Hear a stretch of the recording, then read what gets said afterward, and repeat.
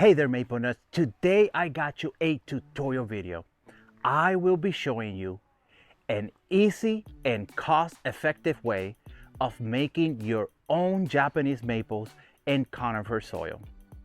So what do you say? Let's do this. All right, for the materials that I will be using pine bark mulch, all right? 2 cubic feet. Guys, if you ever see this material around, get it, collect it, store it, hoard it, whatever you want to name it, okay? Get this material because there are some times throughout the year where you're probably not going to be able to find this, all right? So if you can find it, get it. Another ingredient that you will need is peat moss. Guys, that's about $20 worth of peat moss, and that one block of peat moss is gonna last you a lot, all right? It's gonna make a lot of bags of these. All you need is 3 of these 2 liters jugs in one bag of this. You can modify it. You can add one extra one if you want it to hold a little bit more water. Right now, almost all my Japanese maples are made with a soil mix that has 1 of these and 4 of these, all right? Right now, I'm gonna make a mix of 1 of that and 3 of that, and I'm gonna give it a test run, all right? And for the last material that you guys will need is perlite. Guys, you don't need a whole lot of this. Per pound, this is the most expensive material that I have right here. That is $5, that tiny little bag. But then again, you need about half a bag. About half a bag of that per 1 of that. So if you want to add all together, look, that cost me maybe about $4, 3 something, okay? That, let's just add, that was $5, let's just add $2.50, right? So we're already at $6.50 and a little bit of the peat moss, guys, maybe about $1 worth of peat moss, all right? So that's about $7.50, let's just say $8, all right? $8 per 1 huge bag of soil right there. Keep in mind that the soil for Japanese maples and conifers is something that trust me, you're not gonna find at Lowe's. You're not gonna find at Home Depot. You're not gonna find in any of these places, all right? If you grab a bag of soil from those places and you put your Japanese maple or your conifer there, well, here's the proof, guys, because I did that with this. Keep in mind, I did add a little bit of pine bark mulch to kind of break it down a little bit, and I did add a little bit of perlite, and I added even sand to get it to just to not hold that much water, right? But still, look, boom, destiny, okay? I use a bag of soil from Lowe's, and now my Colorado blue spruce is dead, and the second one is on its way, guys. I thought it was going to live, but I don't think it's gonna make it, guys. The whole bottom part is already gone, and it's working its way up, okay? And that, my friend, is a sign of overwater.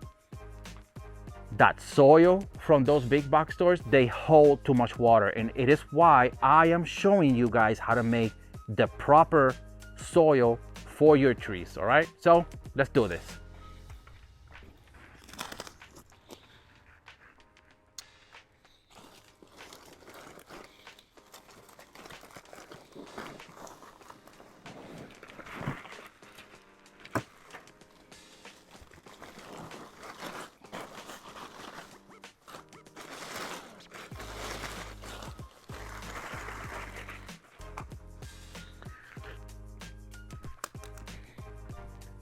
All right, some things that you may notice in these bags of mulch, especially if you've been storing them for a long time, are that white stuff, all right?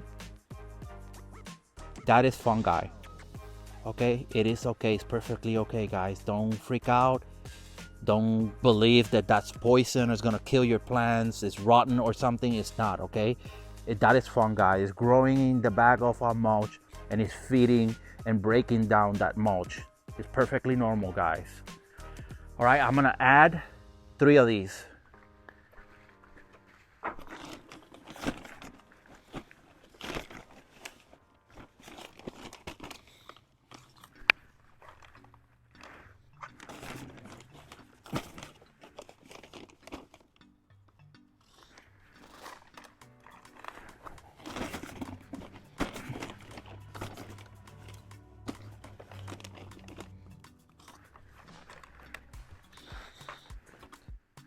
All right, this is how it should look. This right here is what's gonna hold water, okay? You don't want a lot of this stuff, all right? Well, you wanna create a good balanced mix. So 3 of these per 2 cubic feet, right? Yeah, cubic feet of pine bark mulch is plenty, guys. I already used half a bag of this stuff on my previous bag. So that's about it, okay? And the next step is the hardest step of all, and that's where you get to mix it by hand. Guys, use glove, all right? Especially if you got a significant other. Come on, be polite, all right?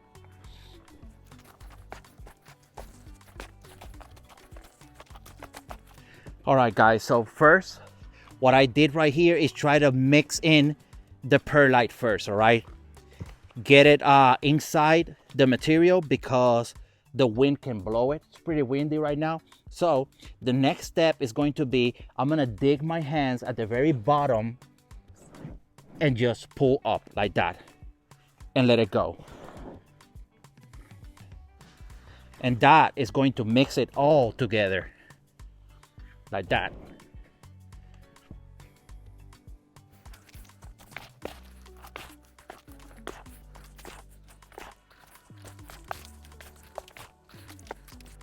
Guys, that is it, all right? So this is my soil mix right there. You see, it doesn't have a whole lot of perlite in it. I found out that you really don't need a whole lot of this stuff. My previous mix used to have a lot of perlite, right? So you really don't need it, okay? So just a little bit, you know, a couple of dots here and there, that's good enough, all right? So how about if we test the soil? Let's give it a test, right? Right, let's do this. All right, guys, that is some of my soil right there. So guys, what you really want is for the water to just literally just flush through the soil, okay? You don't want any water here hanging around for a long period of time.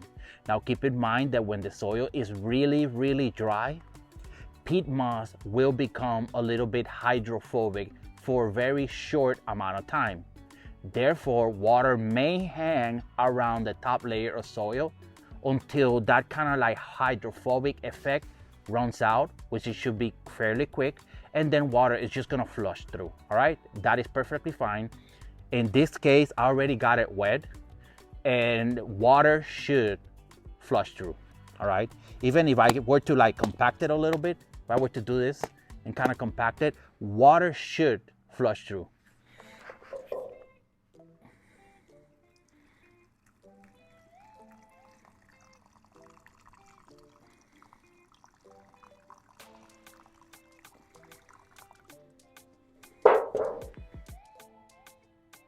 You see that? It just literally just went through the soil and then that's it, right? Look at that. That, my friend, is what we want in a soil for Japanese maples and conifers. So let's go back. We still got some work to do. All right, guys, so this is the final part. This is where I get to put my soil in the bag, all right?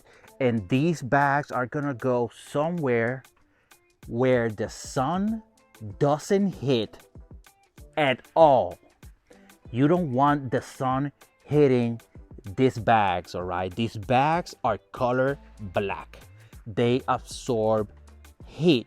And what happens is that the sun will break down that bag in a heartbeat.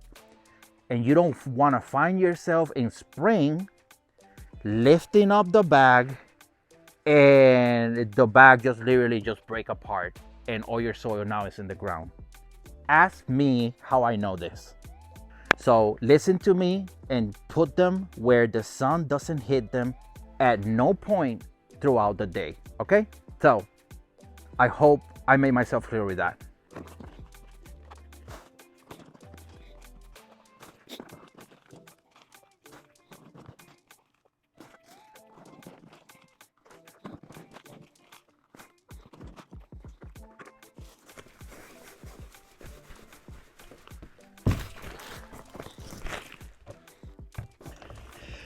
Lastly, you're going to close this bag up, okay? Only one knot. You don't want to put more than one knot here, okay? Reason is because if you need some of this soil, you can just get it and close the bag up, all right? Next thing is storing the bag. You don't want to store this bag where sun is gonna hit it, all right? You also do not want to just throw this bag where sun is not gonna hit it, right? But then water is entering the bag, right? So what you want to do is you want to remove all the air of your bag. Just remove it, all right? Remove as much as you can, all right? Make sure it exit the tip.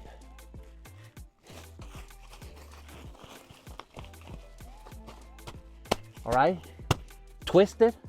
That way water doesn't get inside the bag, all right? Next bag that you do, put it on top of it. Do the same thing. Get as much of the air out as you can.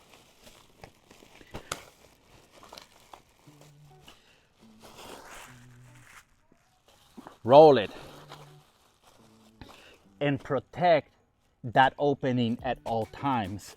Also, what you want to do is you want to place these bags not only in a place that the sun doesn't hit, and if you can prevent it, in a place that the water is not going to hit either, but also in a place that nothing is going to hit this bag. Anything that hits these bags are going to make a hole in it. And if you don't have these bags protected against the rain, against water, then water is gonna start slowly throughout the winter, is gonna start working its way inside this bag. The soil is gonna start absorbing all that water.